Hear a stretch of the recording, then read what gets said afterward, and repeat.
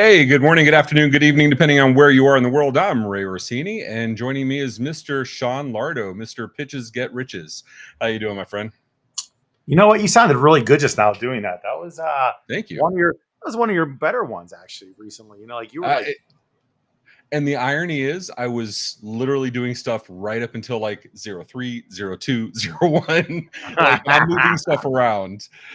So yeah, it makes sense that that's when it would work. That's when it would sound good. spot on, dude. Spot freaking on. But we're not here about my pitches. We're not here about your pitches. We're here about some PitchIT contestants. But before we get into that, Sean, just for the audience, real quick, this is recorded, available immediately after on YouTube, Facebook, Instagram, TikTok, all the things. And when you're done with the TikTok dances, go watch this, learn a little bit, see who vendors are coming up. I feel like it's IoT all of a sudden, right? Like everything's just like everything's applicable, right? It doesn't matter. Yeah, IoT's made up. It's enigma. Just been like, yes, it's everywhere. It's in the ether. You can go watch it afterward. So if you're one of those unlucky few that has to go like work during the workday, that's stupid. You can come back and get all the goodness. But Sean, before we get into the PitchIT contestants, I don't think I've ever had you give me a 30-second pitch on PitchIT. Oh, okay.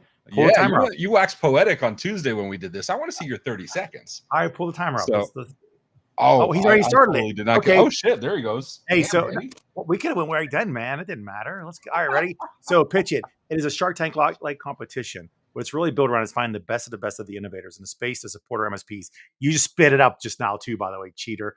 And the point behind it all is they're all competing for $70,000 grand prize at IT Nation Connect in November in Orlando.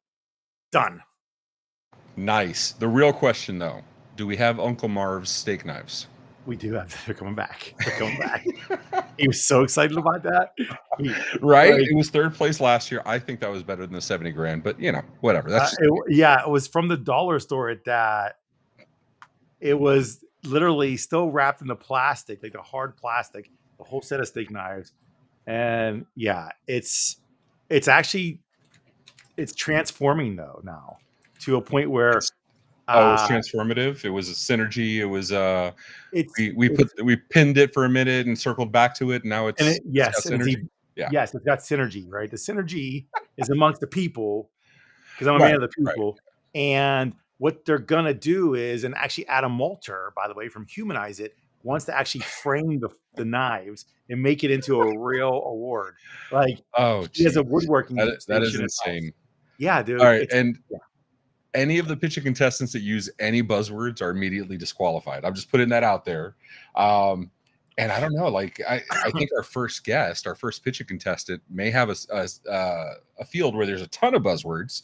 So they have a challenge. You want to introduce Anup? I mean, yeah, I can. I don't know if I need to. I don't know if I became the Secure because first off, this guy had the dopest suit at Secure. I mean, he really just put it out there what he was all about, which was like the dollar bill, y'all. Because his suit literally had dollar bills all over it. It was pretty impressive. But I'm just saying. But I'm not gonna let him do the talking for moving from here. So Anup Ghosh from Threatmate. Let's bring him up. I feel like Threatmate's like kind of like, hey, you're gonna go do some shady shit. Here's a friend, like right? Like the bonsai. What was it? The bonsai gorilla, like from the '90s, right? Like, are you the bonsai buddy of cyber? How do we become a cyber hero? What is Threatmate?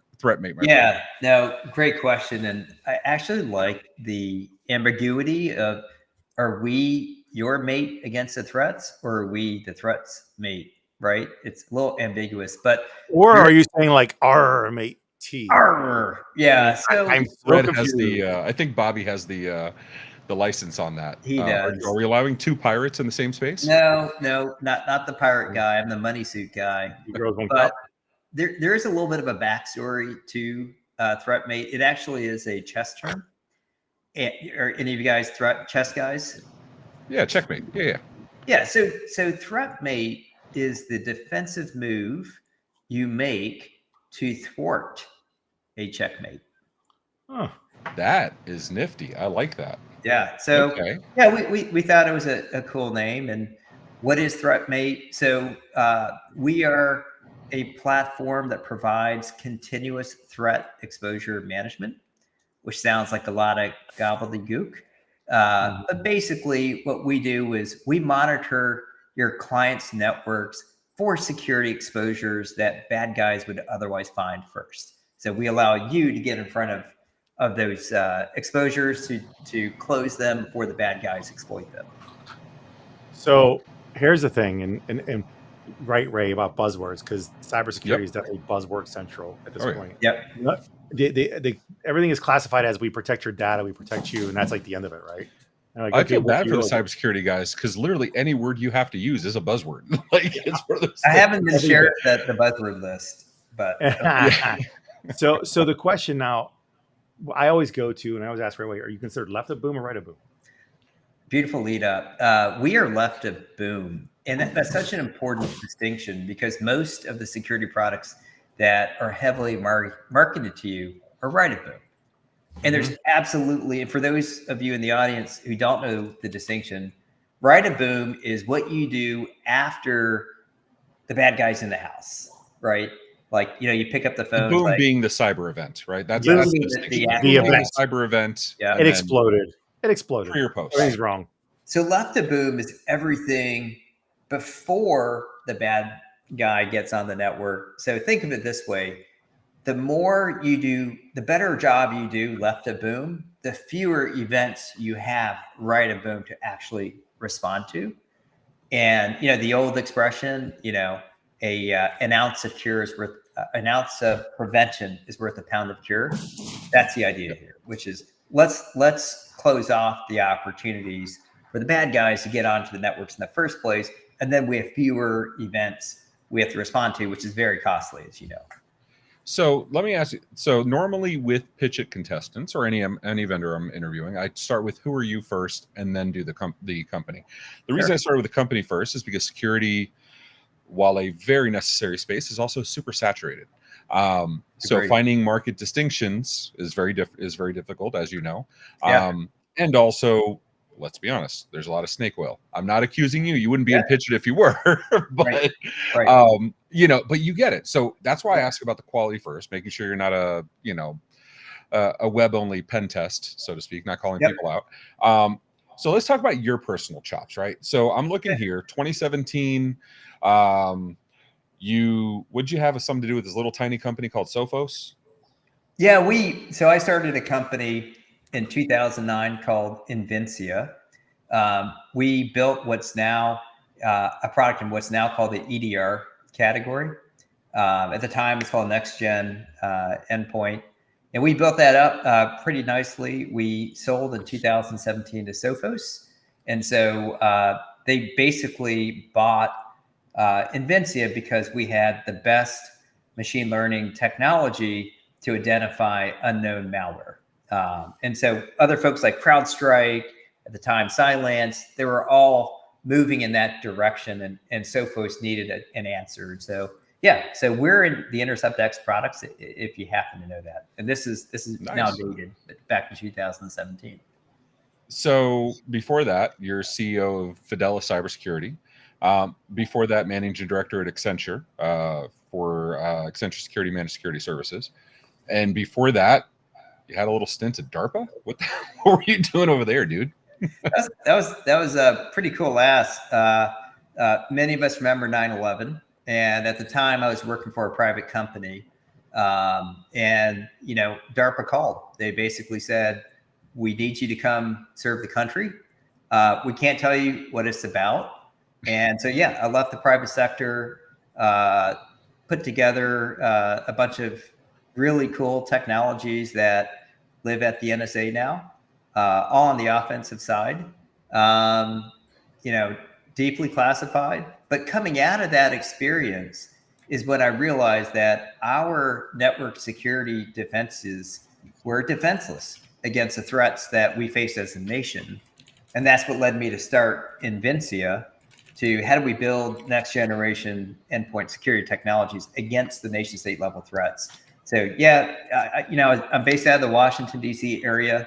We have a lot of folks that work in these classified circles, which is a little unique in this country, and we understand the threats quite well.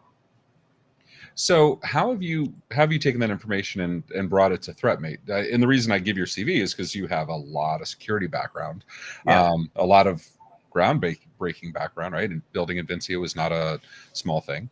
How does that get to Threatmate? How do you take the past learnings and bring it into Threatmate to use it, take advantage of those experiences? Yeah, I appreciate that question because, we sold to big banks, large enterprises, federal agencies at Invincia. And these were the most demanding of customers who had attack threat actors that were serious actors, right? And so building technology and building it scalable was in my core skill set. After all those experiences, including Accenture in the managed security services group, we decided with my partners to pivot towards SMB. And the basic thesis was the SMB is an underserved market in cybersecurity because most guys like the big banks and the high dollar contracts. The SMB is underserved, but yet highly targeted. We know this. We know this from ransomware. So our goal with Threatmate is to bring down market the same level of technology used in enterprise class, but make it simple. And that was the key. We really wanted to automate the heck out of cybersecurity so you don't need cybersecurity experts to run this tool. And that's what we've done with Threatmate. So so you come out of all this experience and you still decide to start a business, knowing, Yeah. Fun. I mean, I think that's the question I have. You want to be an owner? Literally made me spit out my Red Bull. Thanks for that. Like, you obviously are a masochist to some degree. So what made you want to start this business in general? Obviously the education, we get that part, but why did you actually do this? Yeah, I mean, I've taken some time off at various points in my career between running companies, and I'm always pulled back in, and I always pull the earlier stage, right? And I honestly, it's the learnings involved, right? So learning how to address this market is a great one, and talking to you, Lardo, and talking to the PitchIT cohort, like to me. It's really, really exciting, learning a ton. That's what keeps me going. I like to win too. I mean, yeah, everyone says they're in it for the big check at the end. I'm actually in it to win it. Like I love competing and I love winning. And I think there's an opportunity in this space for what we do to win this market. And nothing gets me more excited. I don't know. Your competition for today, he came with the heat already in the chat. I love it. Bring it. We're in the green room, and Sudhir says, "I'm ready to win first prize." Like, I think that was before he knew he worked for Dharma out of the show Lost. Right? Everybody basically. So, All right. I did not work for Dharma. I worked for DARPA. Same thing. It's, Yeah. One has numbers you got to put in every 18 hours. The other one, Skynet. So and he totally corrected us in the chat. We know, we see the we know. We're looking Let me at ask you one last question before we move off to our next guest, and we will bring you back up for Q&A. Okay. But the last question I want to ask is: you mentioned specifically SMB. SMB's been. It's not as hard to go to an enterprise. Obviously, enterprise sales cycle is very difficult. It's not hard to go to an enterprise though and say you need security. Right. Most enterprises are already in the space. Yes. SMB, on the other hand, typically, if you're not an ace shop, will fight you tooth and nail on every single layer you add. Yep. Why are you going after the most difficult space that MSPs complain about? You're absolutely right in your observation. You said at the top, like security is a saturated space. And by the way, that's spot on, especially in the enterprise space. Oftentimes as a startup, it really comes down to capital, right? Do you have enough capital to outmarket and outsell your competitors? Because, we talked about selling snake oil and the nuance. It's difficult to stand out. SMB, as I said, is underserved and is highly attacked. So believe it or not, what we're selling with continuous threat exposure management, it's a lot of greenfield opportunity. We've got competitors, and even if we excelled and they excelled, we still have a large market space to capture. So almost from a go-to-market and a shareholder perspective, I'm like, this is amazing. There's amazing opportunity in front of us. This entire space is now being confronted with cyber insurance. So if you're an MSP, obviously you need cyber insurance. You want your clients to have cyber insurance. Your clients' buyers are requiring you to have cyber insurance. And if you're going to get cyber insurance, you need Threatmate, or you need a competitor to Threatmate. There's no other way around it. But so preferably that's the Threatmate. opportunity we see. Fair enough. All right. Thank you so much. We're going to kick you down to the green room. We will bring you back up because there's already some questions in chat for you, and we'll absolutely get to that. But our second contestant here is the founder of xAmplify. And I'm going to let you say his name so I don't butcher it. How you like that? Really? Again? Yes. Sean, this is your thing, right? You are the Grand Vizier of IT Nation's PitchIT, right? The Grand what? Vizier. Okay. We'll get him a dictionary. All right. Sudhir Nambiar. What's up, my friend? How you doing? Sudhir, I made your name French all of a sudden. Let's just be clear, very clear. I know, but it sounds good though. Everything in French, right? Yeah, that's what I thought. It sounded good, right? Like, what was that line from The Matrix? That even cursing in French sounds sexy. Like it does. It sounds better. Yeah, it sounds better. All right, Sudhir, what in the world is xAmplify? Please, can you tell us what this is? Yeah, we probably are not the boom left right. I mean, not the most interesting one, but I think it will be the most useful thing for MSPs. Actually, we are a demand generation platform with a complete focus on co-marketing, which is one which is needed by all the MSPs, all the partners, people who don't own IPs, who are only into servicing. So when you say co-marketing, you're working with vendors, you're working with MSPs, who's your target audience here? Our target audience, I mean, so let me just rewind a little bit. We launched xAmplify around 4.5 years back. So far we've been actively working with a lot of vendors in the telecom, IT, enterprise application, and in the last couple of years, a lot of cybersecurity vendors as well. But my personal background, you're not going to ask about me. You're going to ask me something. You're muted, Ray. You're doing well. Good job, Ray. I'm doing awesome. No, I'll give you the same reason I gave Anup. Sales and marketing is also a saturated space. So I want you to show the differentiator first. Not that you're not very interesting and not that we're not going to get your background, but if we're going to, we have the audience, we have them for a limited time. I want them to know why they're interested in xAmplify first. That's why I asked you. Yeah, it's because our focus of our platform is demand generation, working with vendors for their MDF and the co-branded co-marketing campaigns, not specifically campaigns. And let me just explain a little bit more on in terms of sales and marketing. It's saturated. You have like every second person is a consultant in marketing, and every third person is going to grow your business 10 times. Nothing happens. If you ever notice as an MSP, go to their website, go to the effort that they put, you'll get two things: a success story and a case study, or success story, case study, some documents, and a video of your happy customer. That's it. You cannot say anything else. Like, for example, Threatmate, Anup was saying, left or boom. How does he explain? I mean, all an MSP can do is, here is Ray, who's a happy customer using, because I implemented Threatmate. That's all what I can say. And Ray will say, yes, it is great. The implementation is fantastic. But you cannot talk about a content, a issue, anything on that side. Why cyber insurance will be better served, or you get a better price because of Threatmate, any of those things. Now, having said that, it's not that the MSP doesn't know this. Most of the time, they are trying to market to their prospects with a very weak message about just happy customers and case studies.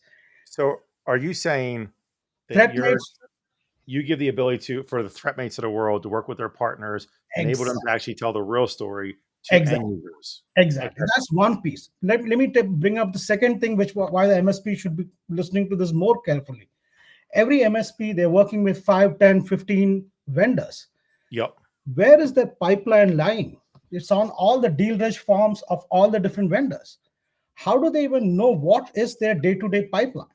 So what xAmplify does, we are available right now in ConnectWise Marketplace. We have a complete integration with ConnectWise as well.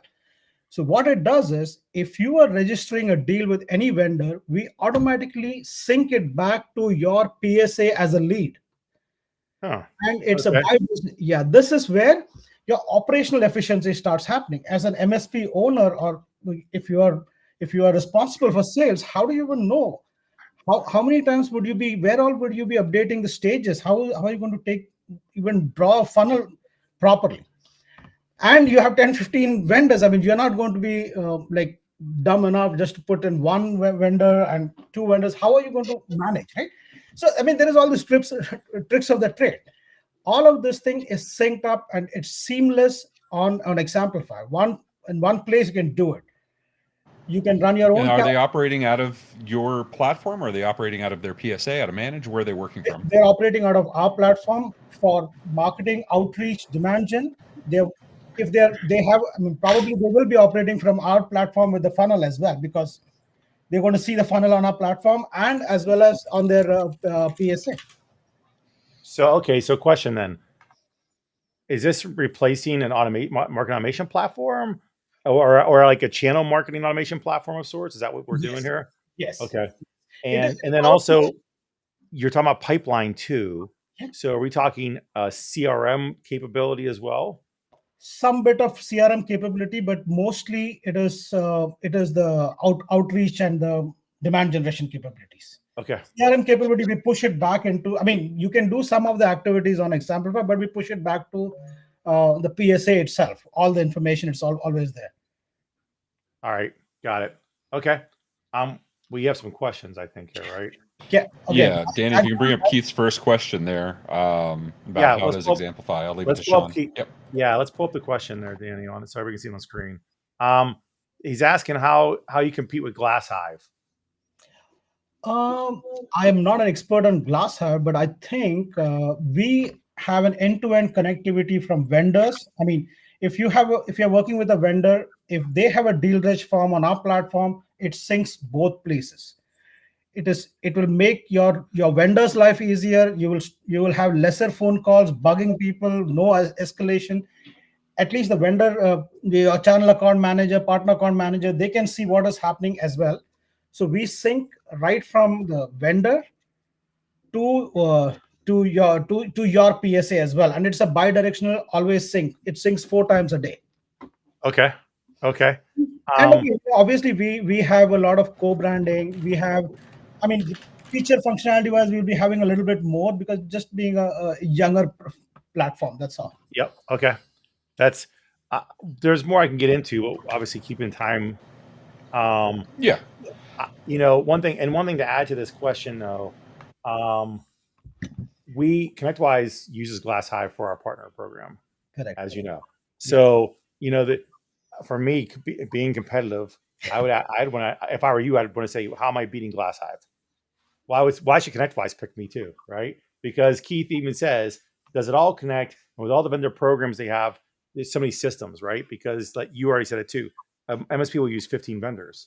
Yeah. And so, but it sounds like you're bringing all the information back to one place, which is the PSA first, before it distributes to the other vendors. Exactly. Okay. I mean, so again, I don't see you use GlassHive. I don't, so I don't know that, but might be know if it does GlassHive. When you use GlassHive for your ConnectWise partner program, when a MSP is doing a deal reg, does it take that information into your Salesforce, and does it also save into the MSP's PSA? If they're not, probably this is a future roadmap for them. We already have it. Right. Okay. I mean, our entire focus it is built from the MSP onwards. So everything that helps the MSP first, and then the vendor. Got it. So you are an MSP focus first, and then vendor to work with them. Exactly. Yeah. So I see a question here from Dean. Says, I have an MSP that was about 2 million ARR, has an MSP 2 million ARR located tertiary market, mostly blue collar service clients. How would you help me use MDF actionably? I have no idea what I'm doing. aka every MSP on the planet. Now, okay. So, is there a particular vendor you're working with who was giving you the MDF? Maybe we can take this separate because I think this is a very specific question. But in general, most of the vendors would have an MDF program. You can actually use all the analytics from our platform, give it to them. That becomes a MDF proof every time. Not only that, if there are vendors specifically who will say, I want to see the names of, which I would not recommend because GDPR and lot of compliance issues are there. So you don't want to, but the platform has the ability for you to share everything that happened to a particular campaign. You can charge them your MDF dollars, and then you can actually share them the information as well. It's what happened, what did you do, who are the people you reached out to. And not only that, using xAmplify, you should be having like 15, 20 vendors, whoever you're working, their pitch points, their best pitches are all available for you as a co-branded collateral, which you can use it, go out, market in one place, contact analytics, everything in your place, in the same place. And one thing guaranteed, because if it is your own account, obviously your vendors don't have access to the contacts. So all right. So most of the other places, you would see that you would have to upload your contacts to a vendor's portal. In this case, it's the other way around. The vendors' portals are coming into your portal. Okay, so we're gonna stop you there because we're at your time. We're gonna bring Anup back up, and it's time for it. We're gonna do the 30-second pitches. You will each have 30 seconds to. You got 10 minutes. You did your 10 minutes pitch. I want to see if you can do this in your 30 seconds. Your quote unquote elevator pitch. You're gonna have a timer on the screen when the timer starts, just like Sean had. Even though Danny won't speed up this he one. Cheated. First off, he started before you pulled it up, and then as he did it, then he took it from 30 to 15. Which week of PitchIT are you guys on? Can you remind me? We're on week. Wow, what week are we on, guys? 6. And which decade of sales and marketing are you on, Sean? So yeah, your time is shorter. All right. That's not even a fair question. It was a setup, so whatever. Am I allowed to share a screen? If you need a screen share for a 30-second, you know what? Sean's running this. I'll defer to him. What's your call, Sean? I would say you should never need a screen for a 30-second. I don't need it. I was just wondering if I can use it or not. Yeah, you can if you want. I would strongly recommend not. Okay, then we based won't. on experience. Only because your 30 seconds is a replication of you being at your booth. That's really what this is about. If you can do 30 seconds in front of me on a quick conversation, because you only got that time, or it's a cold call even, right? Yeah. Exactly. So all right, I know you guys should we'll set up, and he's looking for his money. He's looking for his money. All right, when the timer starts, you go, my friend. Okay. All right. So Threatmate is a continuous threat exposure management company. As we talked about, we operate left of boom. We help you find the security exposures on your client networks before the bad guys do. But look, MSPs are trying to be profitable at lower cost. We make an ideal tool for prospecting and generating new business. And that's it. Not bad. How are you feeling here? How do you do? I like that you identified your left of boom. You specifically said that because it's important to know where you fall in the layers of technology of security, right? I like that you addressed the fact of helping them with money. I think the only thing you probably didn't maybe the first few seconds is hammer down on like what the pain is first off. Like what the fallout is because of it. Like, hey, do you ever have your house catch on fire without homeowners insurance? Guess what happens? You pay the bill by yourself. That's right. You gotta think of it like that way. And Ray's like, yeah, I know. I have insurance. I know. No, I'm just. Hey, you guys got this. All right, Sudhir, you ready for your show, sir? You ready for your turn? Yeah. All right, Danny, let's do this. It always does that. It wants the timer because it's assuming a screen presentation. That's why it does it. All right. Yeah. So xAmplify is a demand generation platform specifically designed for MSPs to do collaborative, co-branded co-marketing and co-selling activity with different vendors. Um, Key highlights: whenever you do a deal registration at any of your vendors portal, it automatically syncs up with your PSA, giving you insights into your pipeline. All Nice. right. So, sorry, Sean, what's your Sean, feeling here? it's Sean. I mean, whatever. That Um, so bald I, Danny, whatever. no, you did a really good job at acknowledging the fact that, I mean, you went right into the fact of demand gen. You talked about being for MSPs. I think that's the first thing to address is for MSPs, because if you noticed before, when Ray was asking you questions, he was like, "Are you doing this for vendors only?" Because he wasn't sure. So really good job in getting that back to it. Be mindful that you don't got to just fill in time just by saying other features consist of, because nobody gives a shit. So they care like just a simple meat and potatoes in a 30-second pitch. 5 minutes, you can say all that stuff. But yeah, but otherwise, good job. Really good job to both of you guys, honestly. And Really Ray, clean. you didn't ask me my background yet. Okay, I'm waiting for it. I don't know. I He's mad. apologize.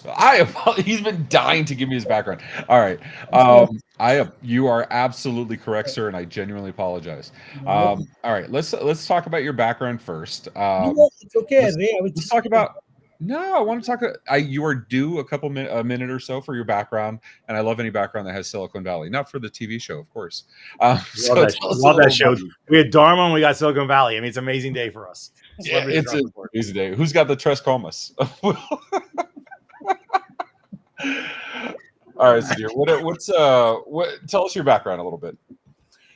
So I came into this whole indirect sales partnership, everything by I have my own SI. I don't know what all things it changes, but I did not know about this MSP world. I did not know about ConnectWise till probably 3-4 years back. I mean, I knew that there's a software people are using, but I didn't know the whole IT Nation. I think I should say IT Nation. I didn't know about it.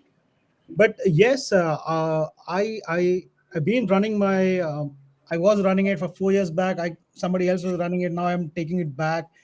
But we do services. I've been working with the likes of Snowflake. I'm probably the first or second partners of Snowflake, Looker, Tableau, you name it. I'm on the data analytics and that side of things. That's how I got involved with these vendors, and I kept seeing all these patterns of marketing. We hire people. I've done enough of my customers' troubles about come, give me this video, do this thing. It's done. I mean, it's been a long time. I've been doing that, and you can create a MSP website by sitting at home. You don't even need to do anything. It's the exact same replica. That's where we first realized that there is something called as co-marketing. I mean, I want to use the bigger names. I want to use the larger customer implementation, which I don't have them as a customer, but I can use their name. Yep. Selling a vendor's product. Most of the vendors want me to do that. But unfortunately, the problem is if I have to do any marketing with them, I had to log into their portals. Just like I'm not going to say anything about because I don't know how is Glasshouse. Okay, right now. There will be a session on competitive research afterwards. But all right, no, I appreciate that. And there's always going to be some vendor you're not going to know, and you still have to compete against. That's always going to be the case, fair, right? Which is fair, but I do think the way we have designed is I always log into my portal. From there, I do everything. So it's not that my contacts or anything is visible to anybody else. But we had our experience where we worked with some of these larger vendors, and our contacts are put there. And then right next day, I see my biggest competitor, who's probably 5 buildings apart from me, that competitor being at the customers. I mean, how does this happen? And it is not surprising. This is not only once or twice. It happens to every single MSP who's listening. That they lose customers because of that. All right, so let's get to some of the Q&A, because as we all know, none of this matters if the MSPs don't care, right? And they obviously care because they're asking questions. So Keith had a question back when Anup was on screen. I promised to get back to that, and let's do it. Danny, you have that ready to come up?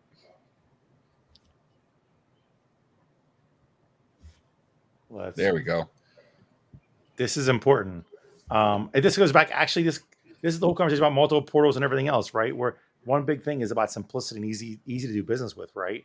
So, Anup, when we talk about the integrations and whatnot, how simple or easy is it to implement this with ConnectWise, for instance? Because Keith is a ConnectWise user, and everything's going to go back somewhere. So how easy? How much workload do they need to worry about taking on themselves compared to you guys?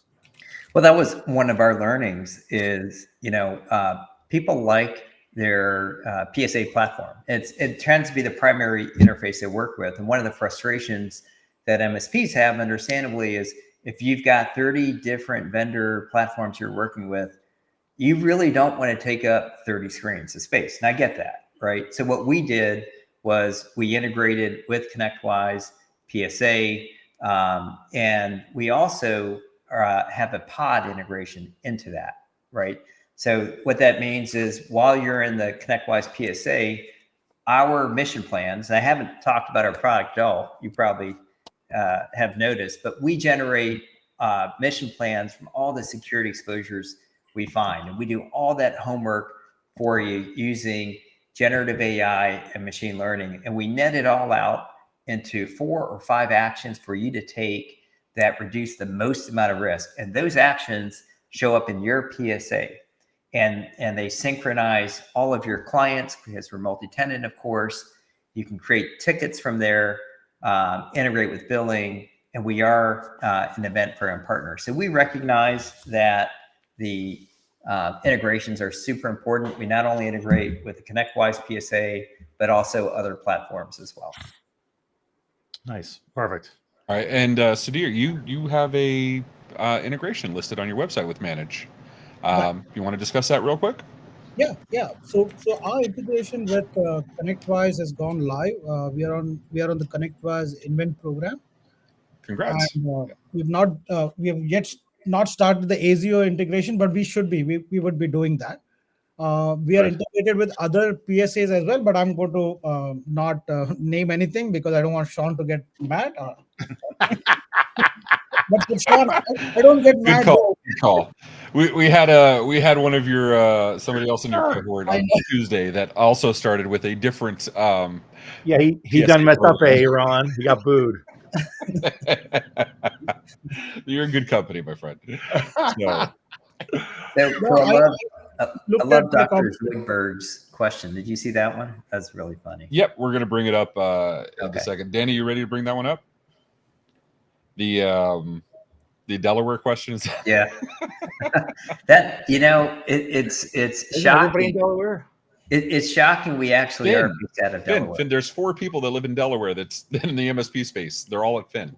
So yeah, not just incorporated there. We also are based out of Delaware as well. I personally am based out of Maryland, but the rest of the team is in Delaware. I'm pretty sure anybody who says they're based out of Delaware is actually Maryland to begin with. So that's how I see it most often. All right. Let's see. Keith has questions not about the competitor's platform, but all the free and stack specific campaigns I get from my vendors. It directly aligns with our product line, the integrations and reporting as well. I think he's asking about cohesive experience, right? You have pulling a lot of things from everywhere. And this is, I'll start with you, Sudhir. You're pulling from vendors, you're pulling from MSPs. No, we're not pulling from vendors or something. These relationships are, this is not, again, so I know where that question is coming. And again, as I said, Sean, I'm very happy not to talk about my competitors, but some of them do this, and that's it's not co-marketing, co-branding is not about getting some content from 10 different vendors and put in one place that I can use it and download it and do something. That's not the point. The point is I need a demand generation campaign, a series of activity. And I do this thing with vendors which I have a relationship with. Like an MSP, there's no point an MSP cannot market an HP product if they're not a partner with the HP. They want to do that, sign up with HP, they will give it to you. You will have access to that. That's what we do.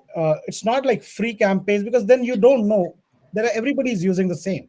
You want to go and use it with a specific idea. And so my question to you on that then is, because I don't know if you know this, but my background is in channel enablement, so this is right up my alley. All of it, channel marketing, channel sales, marketing enablement, all that, right? And so the question I have is regards to why does a partner work with you? Because I think to where Keith is going is there's all this content created. Like even Anup's he's gonna have content he's gonna create right at some point, and then the 10 other vendors they work with. So what the MSP is looking for is not just the ability to transact with vendors, but also how do you pour everything together into a cohesive story.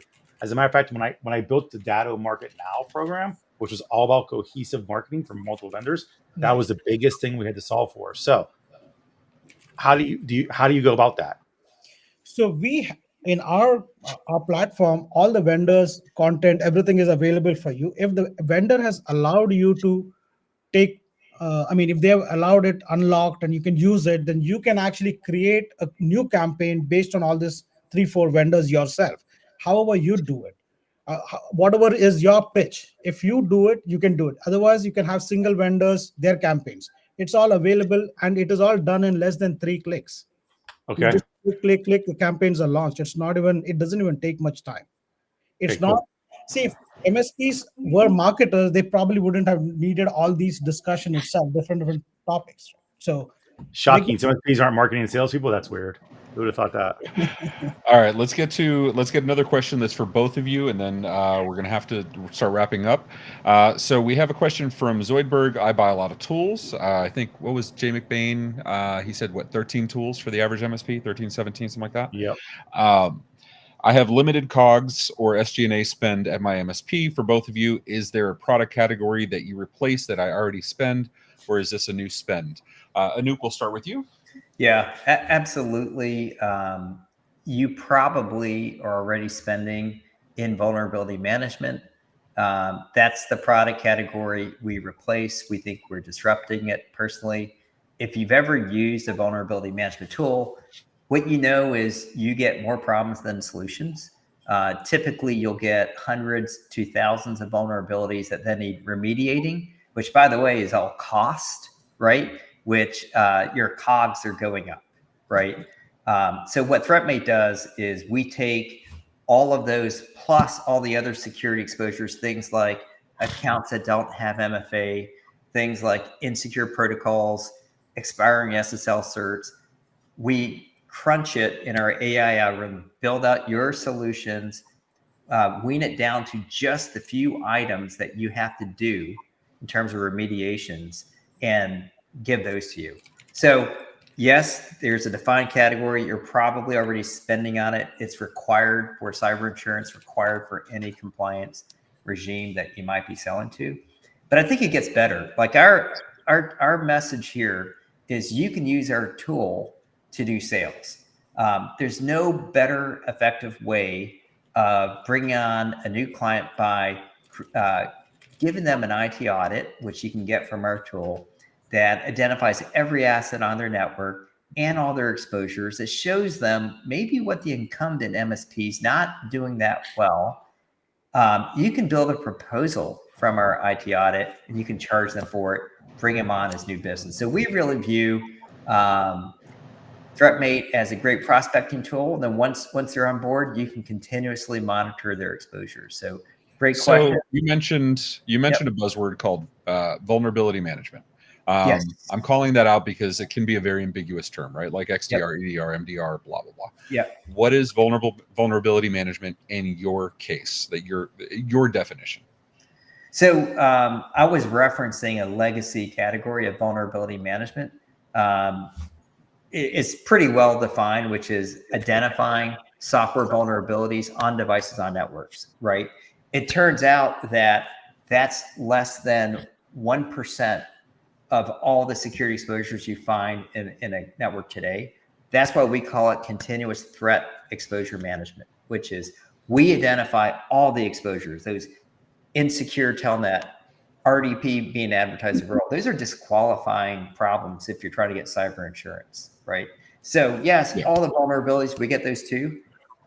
It's just a lot of noise, right? And every vulnerability that is identified is work for you, right? Which is cost, which then comes into COGS and reduces your profitability margin. That's why with automation, we take all of it and we slam it down to 4 or 5 things. That's risk-based. We say, do this one thing today, and we score everything. It'll increase your security score by this much, and we show it to you. I have one question to this then. Yeah, Because go ahead. because you introduced it a couple of times now. Cybersecurity insurance, right?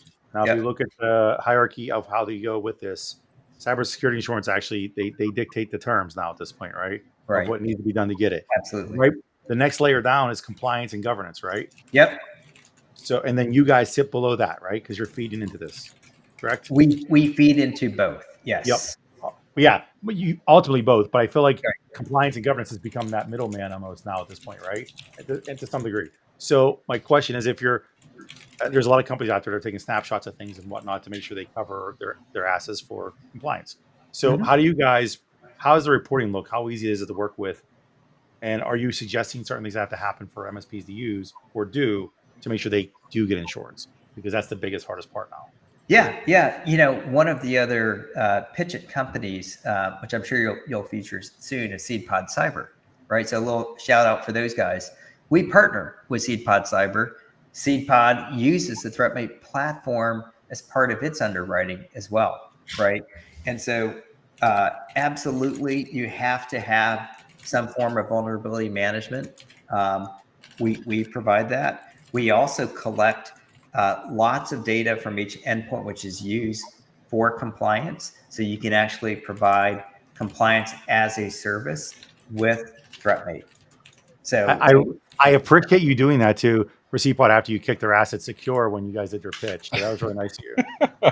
We like those All guys. right, They're awesome. I got to give Sudhir his time. I know I can see the electricity in your body. You're bouncing up and down, dying to answer this.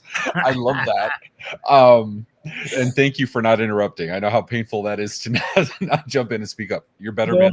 I know, but again, I don't know. Might be mine is not this this sexy or in thing or insurance. I don't have much to talk, but I can just say, marketing automation. Any of your marketing automation, don't systems that cost from your SG&A. You can remove, probably spend a little less on marketing and let the vendors or like, for example, Threatmate, let Anup spend money and give you campaigns, tell you how to sell, rather than you going and getting a consultant to try to fix it everything together. So that is probably where you'll be saving some money. And I think the most important thing, you probably are not going to part away with your contacts, because everything is happening in your PSA account. Your account. You use GlassHive, you're probably putting data there. In this case, you have a complete digital track. What is happening? Sync is happening everywhere.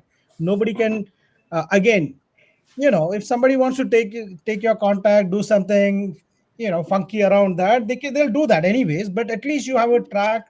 You have a mechanism to do it. This is more cleaner than just opening up your contacts, or the worst thing, when you have to buy some list and give it to and showcase to, say, ConnectWise, that I'm marketing you, and just sending it to some random spammy list. You don't have to do that. Your domain. So let me ask you a question. Do you find a lot of MSPs actually doing a lot of marketing automation? I remember when I was an MSP, Sean, 2014, 2015, that was like, right?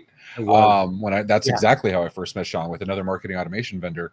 And that, I think, opened up 300. What was the case study? 300 and something $1,000 within a week. Yeah. Something like so yeah, well, yeah, it was something you never touched because there was no process, and they knew who you were. Well, to be fair, I still also didn't touch it afterward. So.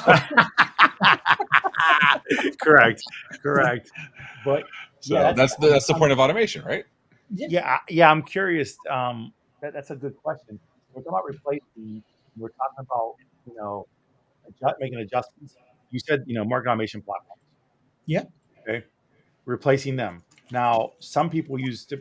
Is there a certain size MSP that you're working with? We have been working on all different size. I mean, big, small, but the bigger guys are more active. Smaller guys tend to be working. Bigger guys use the platform a little bit more better, because they have a little bit better sense of like what kind of activity there's as a service. They're productizing the service. Well, they actually have a marketing and sales team, so they're going to be more complex. A little bit more, yes, exactly. And but the smaller guys probably work with one vendor. They look at the vendor's collaterals, And as I said, our platform has co-branding and stuff like that right from the beginning, get go. I mean, it's not a big activity. It automatically does everything. We have sales enablement features as well, wherein you can have a sales enablement cadence that is put for your sales reps. There are many things that the platform allows for a MSP and everybody within the MSP. We just charge for one MSP as a company. We don't do per users because there So could it's be so you're charging at the organizational level only. at the organization level only. Got it. Yeah. Got And it. Okay. and it helps for everybody within that organization to be on the platform, to talk to everybody, whatever, reach out, outreach, and all of those things. All right. So, Ray, is there So, anything else we have on yes, we have a lot of questions, but we're at the top of the hour. So what I'm going to do is this. I'm going to share the link to the MSP Media Network Discord. We talked about it on Tuesday, and I believe Dustin was going to join right away. So to answer some of these questions, so we'll put it up on the screen. This is the link for the MSP Media Discord. Go join there. We're inviting all PitchIT vendors to join in to talk to the MSPs directly that they're trying to. And if you're a vendor that's going to be preparing for MMN's PitchIT Spotlight, maybe you want to go talk to MSPs and get some questions in advance. I don't know. I did not give these gentlemen that opportunity. So maybe. But Dean, Keith, and many others have some questions. I saw Josh post a question. So let's be respectful of everybody's time. But gentlemen, go in there and go talk. Also on the show notes, we will have the LinkedIn links for both of these gentlemen as well as their websites. And just keep following PitchIT. It's like you guys you're on Marvin B, you're on Joey. I can't call him Joey Pins. You're on Joe Pinone. I won't either. Joe Pinone. I don't call him Joey Pins either. Joe Pinone, Marvin B, Eric, Anthony, Adam Blensky, and you. So like we're everywhere with everybody, and these guys are actually putting in overtime on all the stuff they're creating. They're creating so much content for themselves. The goal, hopefully, at the end of this, is that everybody has a refined pitch and is clean as all hell when we talk about it. So Dean asked if there's a PitchIT channel. There is now, and by now I mean 20 seconds after we get off air. And Keith can always make sarcastic comments. Sudhir, you came on second, so I'll bring you up first. Where are you going to be at next, my friend? Where can they find you? LinkedIn is good, and probably I'll also join the Discord channel. So love it. Love to hear it. Anup, what about you? We'll be at the Exchange Security Conference in July. We'll also be at the CompTIA conference in Atlanta. I think that's early August. And of course, we'll be at IT Nation Connect. So love to have you guys come visit our startup booth there. We've got great giveaways. People love the swag. So please drop by. The guys in the money suits. Nice. The guys in the money suits. All right, real quick question. Which of you is going to walk away with the $70,000 check? And if you want that answer, go to IT Nation Connect to go see the winner. Yeah, that's right. That is right. All right, Sean, what do you got coming up? I know you're always doing everything. What's going on next with PitchIT? What are you doing next? Well, okay, so next week I'll be in Chicago for ASCII, where actually we have, I'll tell you what, ASCII did a really good thing with us where they offered a special package for the PitchIT vendors. So we have PitchIT vendors that are sponsoring and they get stage time, right? Also, later next week as well, we have our live streams going on next week, and also mine with Adam Blensky's, and there'll be some coming out from Marvin B and Joey and Eric. So after that, I have the next thing coming up. I think is 7 Figures MSP with Chris Weiser in them, and then Nice. I also have ChannelCon with you and in Atlanta. Yep. And then I have ASCII Tampa. Then I have IT Nation Connect. And then I have, I don't know what else, a bunch of other stuff. So you're going to be home once a week somewhere in December. Leap year happens, so we're good. Oh, yeah, leap year. There you go. All right, ladies and gentlemen. And us, we have, today's Thursday, so tomorrow morning at 10 a.m., we have MSP Dispatch featuring myself. We have at 11 a.m., MSP Community Live. And that'll wrap us up for the week, and then some more episodes of Dispatch Saturday, Monday, Tuesday. Ladies and gentlemen, thank you so much for being part of this. Now, MMN Presents IT Nation's PitchIT. We did the graphics for you, buddy. I told you we'd do it. Thank you, Logan, for getting it done. Love it. And we look forward to seeing you. Thanks for hanging out with us. Go see the Discord. Go talk to these gentlemen. Ask them all the questions you didn't ask before. And most importantly, be sure to like and subscribe. Thank you. Take care of yourselves and each other. Deuces. This has been a broadcast of the MSP Media Network.